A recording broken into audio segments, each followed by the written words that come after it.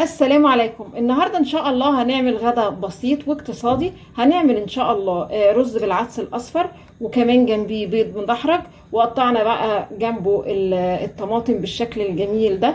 يا رب النهارده الوصفه تعجبكم، ولو عجبكم الفيديو فضلا الاشتراك في القناه. هجيب حله فيها معلقتين زيت كده، او تبع يعني الكميه اللي هتستخدميها من الرز والعدس. وهجيب بصلايه، افضل اقلب بقى في البصل كده لحد ما يصفر. بعد البصل ما اصفر كده هنزل ببشر جزر، تقلبتين كده بشر الجزر مع البصل. وبعدين هضيف الرز كمان خد تشويحه. هضيف عدس اصفر، وبعدين هضيف الملح والتوابل اللي هاخدها، شويه فلفل اسمر ومعلقه صغيره توم باودر.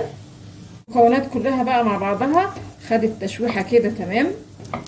وبعدين اضيف ميه سخنه، ومقدار الميه معانا يعني لكل كوبايه رز قدامها كوبايه ميه سخنه، او بالنظر كده مجرد الرز يعني يبقى الميه فوق الرز بحاجه زي 2 سنتي مش اكتر من كده، علشان الرز ما يعجنش.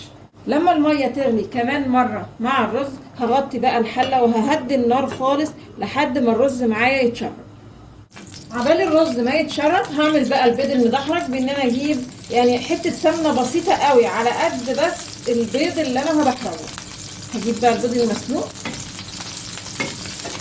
وافضل بقى كده ادحرج البيض كده في حته السمنه لغايه بصوا ابتدى ياخد اللون الجميل ده. عايزه البيض كله ياخد اللون ده الشكل الجميل ده.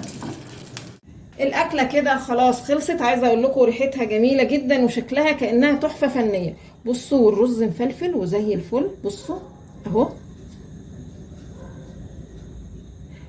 يا رب النهارده الفيديو يكون عجبكم، وانتظرونا ان شاء الله في فيديو جديد.